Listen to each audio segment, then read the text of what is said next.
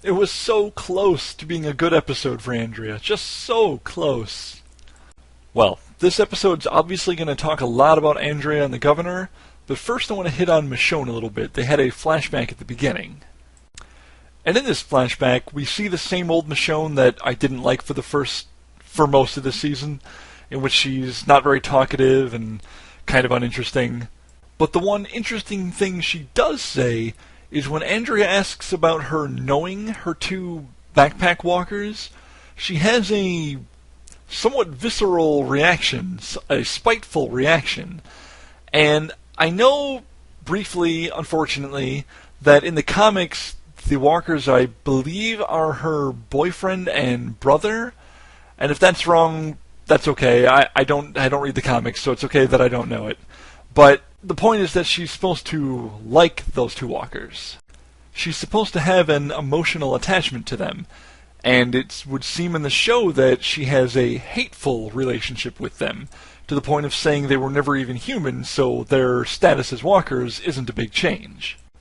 Now, to say they're not human obviously can't mean that they weren't actually not human. That would be ridiculous, even for a zombie show.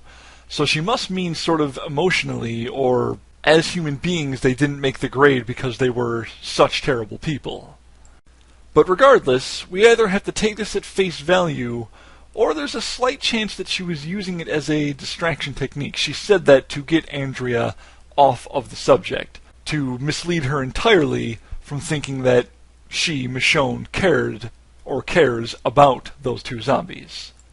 If you can't tell, I'm definitely more interested in talking about Michonne, and I found it interesting that only her and Rick from the entire prison group were shown, and it was only for a few seconds for each of them.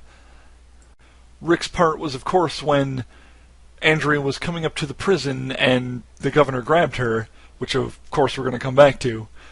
But he thought he saw something, he looked out with his rifle, made the assumption that he was probably seeing something again, shook it off, and Andrea was able to be captured.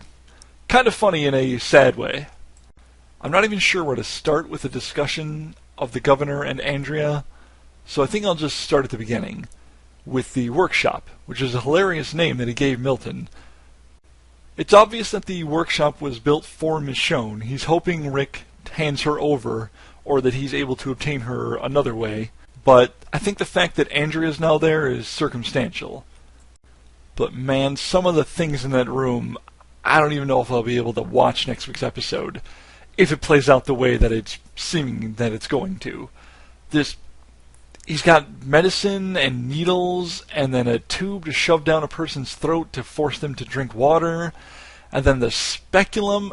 It's just going to be so horrible. It was hard enough to watch him not rape Maggie. They can't really show what could happen, but even if it's implied, it's going to be unbearable. What's a real shame is that Andrea didn't get to take the shot at the beginning of the episode.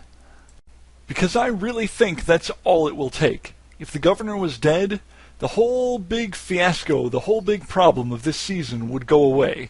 There might still be a little conflict here and there, and maybe the person who killed the governor would end up dying, but the governor's death would end this war.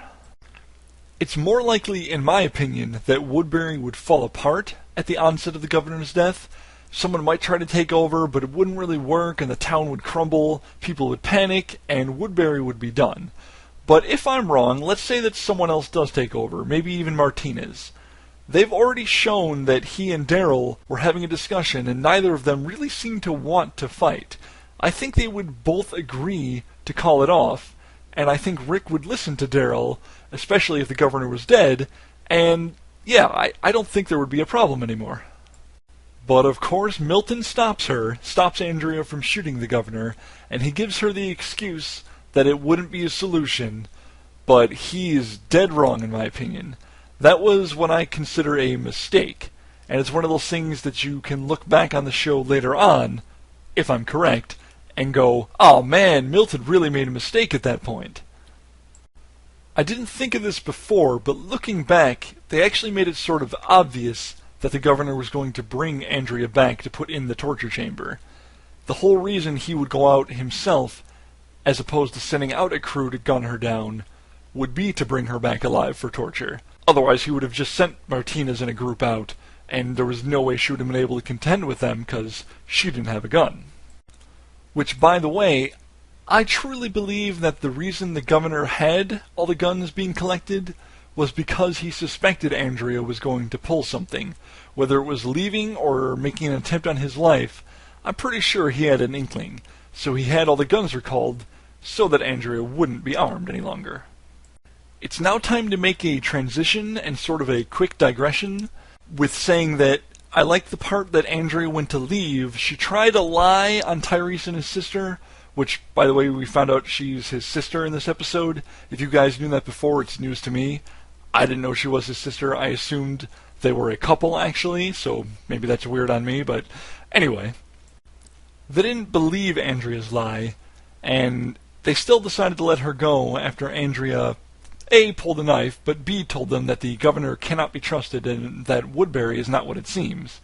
The same kind of thing that Michonne was telling her. And if only Andrea had believed Michonne back then.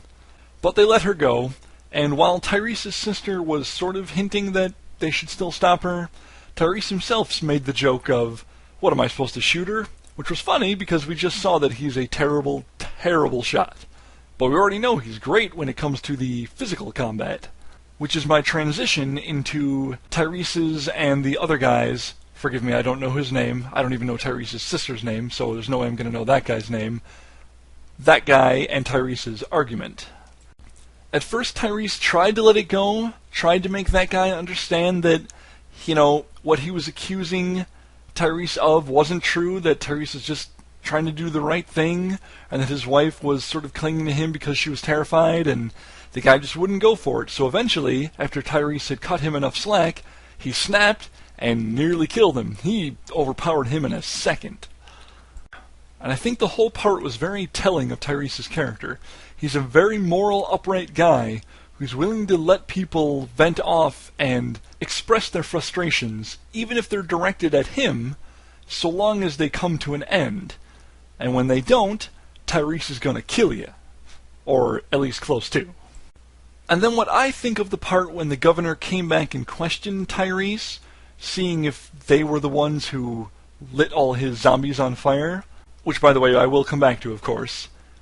But I think Tyrese still doesn't believe the governor. I think he's now playing the Andrea role, so to speak, and making it seem like he wants to stay. But in truth, he's become very wary and is now keeping an eye on the governor, so to speak, and looking for a time to either escape or take action or something along those lines. I do not think he at all believes that Woodbury is a safe haven anymore. Especially since Martinez basically told him that the biters were going to be for attacking the prison and not for a scare tactic like the governor attempted to lie about. And speaking of the governor's lies, I was slightly confused as to why he lied to the Tyrese group about Andrea's relationship with Michonne. Now there's the part where they've technically met Michonne. I believe she was at the prison when they were there. And that would be a good enough reason, because they may have ended up giving him some lip about letting Andrea go to her friend, what harm can it do, blah blah blah. But it doesn't quite seem good enough. I'm expecting there to be more behind that lie, and I just can't quite see the answer. Maybe one of you will know and can post in the comments. One last thing about Tyrese, although not really. I could have sworn at first at the end of the episode, well, towards the end, that it was him lighting all the walkers on fire, but the more I thought about it, and the show revealed it pretty much later on, it couldn't really have been him. He wouldn't have access to the gasoline, as the governor pointed out. The person who lit the fire had gloves. He had access to a truck. I thought that was the big thing. How could Tyrese get a truck? So as soon as I realized that that person was driving a truck, I sort of knew it couldn't be him. And the next obvious answer was Milton, and as I said, the show basically came out and said, yes, it was Milton. But what if it wasn't? I don't have another person who it could be, but it would be pretty damn neat if it ended up being someone like Martinez. Someone who's really acting the part, acting as if they are the governor's man, but is in secret working behind his back to thwart him. And that line of thought got me thinking, even though I really don't think this is going to come true, But I know that in the comic book the governor is, well, I'm not sure what ethnicity he's supposed to be, but I can definitely tell he's not supposed to be a southern white guy.